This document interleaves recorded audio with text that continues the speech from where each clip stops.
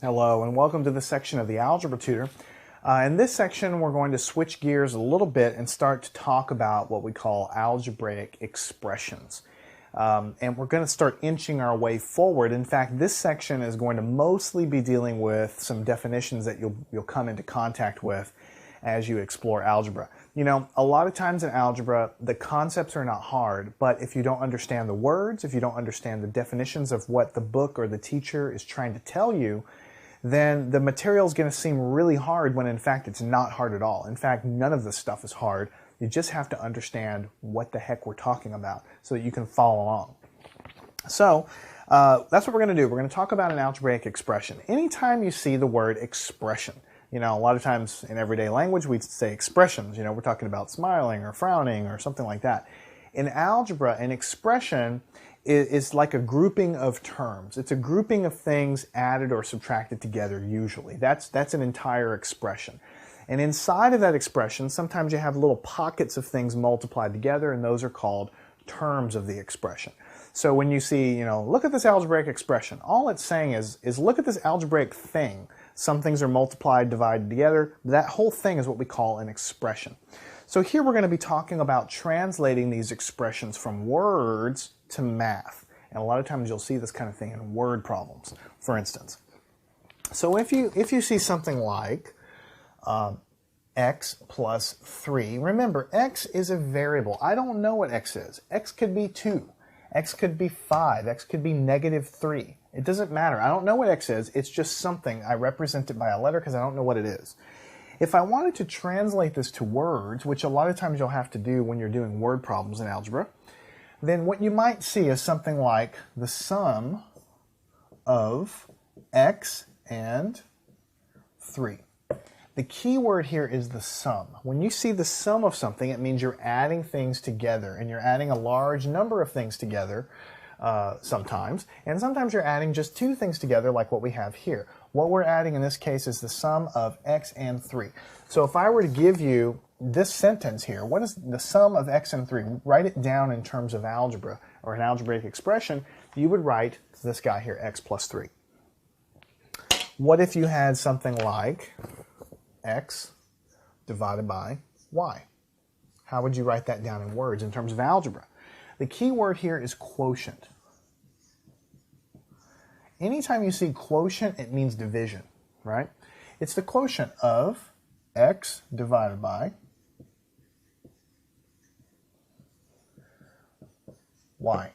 So on a piece of paper, if you see something that says the quotient of x divided by y, that means x is divided by y, and that's how you write it in terms of math.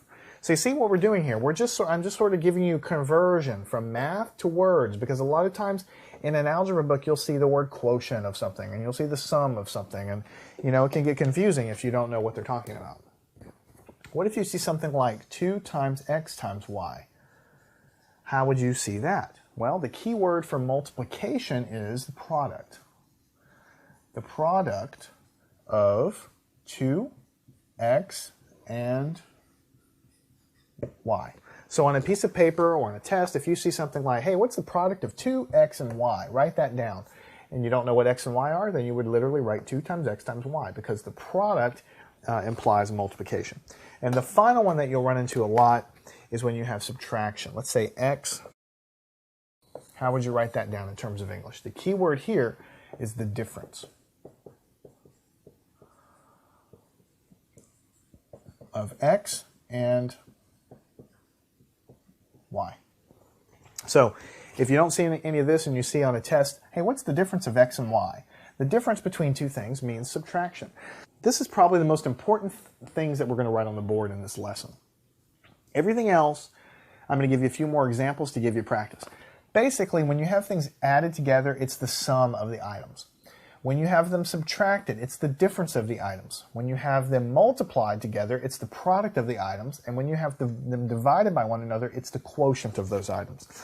So that's very important for you to understand. And these keywords, sum, difference, quotient, and product, are very, very important. You'll run into them in your algebra class, in your algebra textbook. You'll run into them when you take the SAT later on when you go to college or whatever, because word problems are always going to have these keywords in there, and those keywords tell you what math you're really trying to do. All right, so let's continue down the road here. Let's say we have something like 5 divided by x plus y. And I ask you, translate that to a sentence, right? Well, here's the deal. You know you have addition going on, so you know you're going to have the sum, right? And you know you have division going on, so you know you're going to have the quotient. So the best way to write this would be something like the following. And there's different ways, you know, but basically you have the quotient of 5 divided by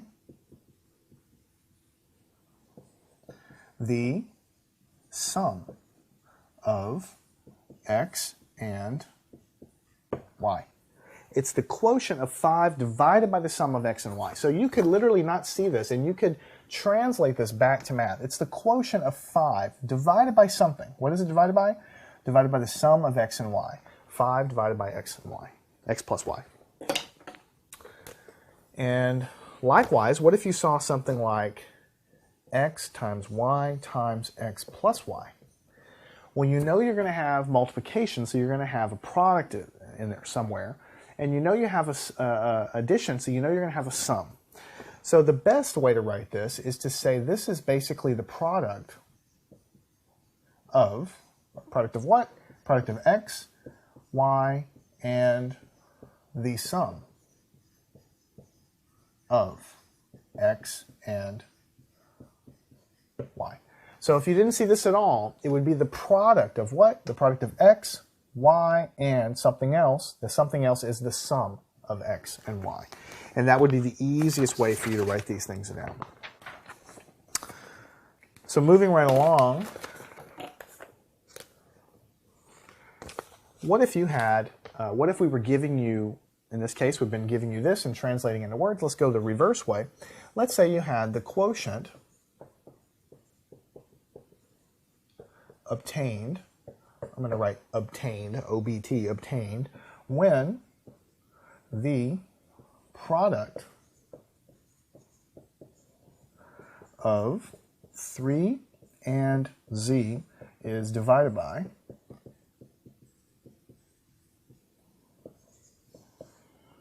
the product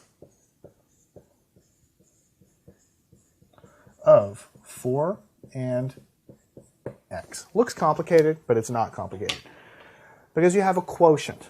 It's a quotient obtained. That means you have division. Something has to be on top, something has to be on bottom. It's a quotient obtained when the product of 3 and z is divided by something. So on the top you have 3 times z. It's divided by something. What's on the bottom? The bottom is the product of 4 and x. So this is what you would translate that. 3z over 4x. It's the quotient obtained when 3 times z, when the product of 3 and z is divided by the product of 4 and x. All right, let's continue on. We have, what if we have the number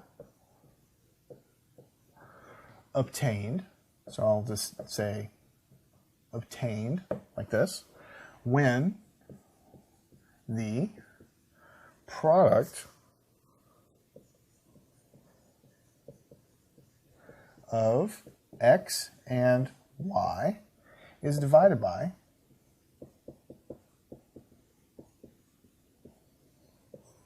the sum